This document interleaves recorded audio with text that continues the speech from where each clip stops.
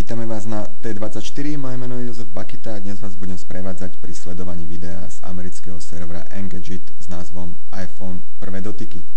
Poďme hneď na to, tu vidíme po zapnutí prístroja hlavné menu, vyberieme jednu z položiek, v tomto prípade je to YouTube, krátke načítanie videoklipov, ktoré máme k dispozícii, pekne graficky spracované, vraciame sa späť na hlavnú stránku, do hlavného menu, zvolili sme si e-mail, sme v došlej pošte, ideme na účty, zoznam účtov, po výbere jedného z nich sa nám ukáže zoznam všetkých kontaktov, ktoré máme v pamäti tohto telefónu uložené.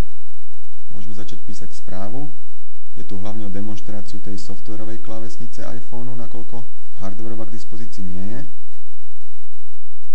Toto je pomôcka lupa, veľmi užitočná a veľmi dôležitá, keď potrebujete text editovať, respektíve dostať sa medzi dve písmenka v danom slove. Vidíme priamo tým naťuknutím kurzoru medzi tie písmena sa to dosť dobre nedarí. Až keď tu užívateľ použije túto pomôcku, tak už to ide ľahko a jednoducho. Toto je prepínanie veľkých a malých písmen na softwarovej klávesnici. Vidíme, že ten button, to tlačítko, veľké malé písmená, caps lock, dosť výrazne mení svoju grafickú podobu, ale samotné písmenka na tej softwarovej klávesnici sa z veľkých na malé nemenia, čo už prví užívateľia iPhoneu trochu kritizujú. Ale myslím, že v praxi sa dá na to zvyknúť, keď človek už s tým ráta, tak bude sa orientovať jednoducho podľa tlačítka caps lock a nie podľa toho, čo je zobrazované na tej klávesnici. Toto sú špeciálne znaky, ak nejaký potrebujeme zadať. Tiež sa zdá, že to ide dosť rýchlo.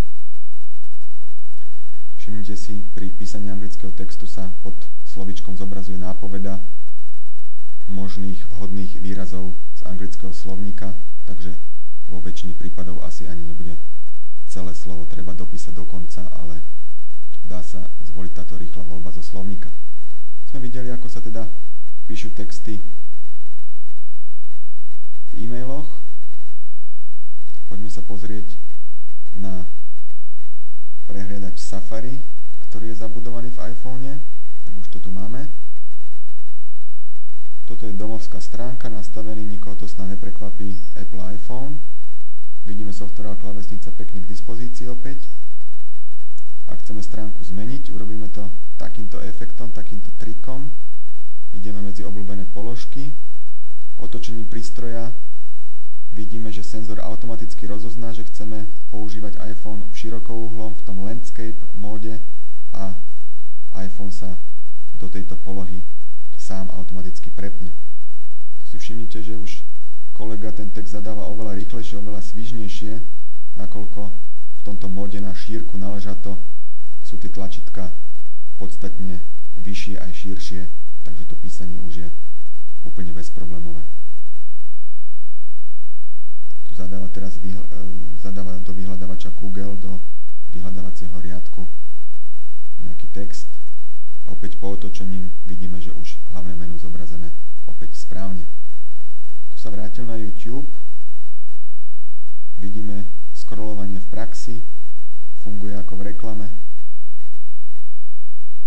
Veľmi pekné. Všimnite si, že YouTube má vlastné užívateľské rozhranie na iPhone. Nie je to teda to, čo poznáme, to klasické, čo poznáme z ich webovej stránky. V prípade iPhoneu nejde tu teda len o peknú grafiku, ale ide tu skôr o nutnosť, nakoľko Safari v iPhone Flash nepodporuje.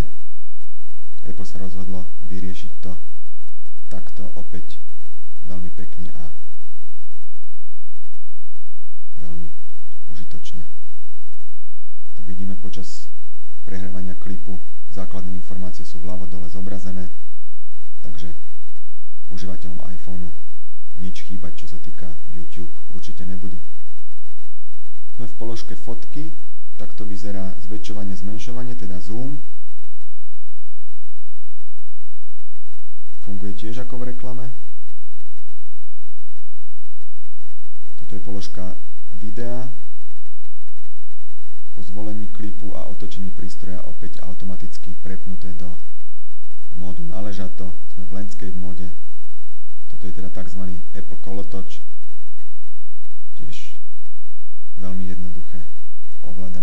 veľmi jednoduchý výber požadovaných súborov.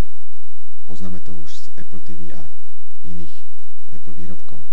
Tak toto bol krátky pohľad, prvý dotyk z Apple iPhone.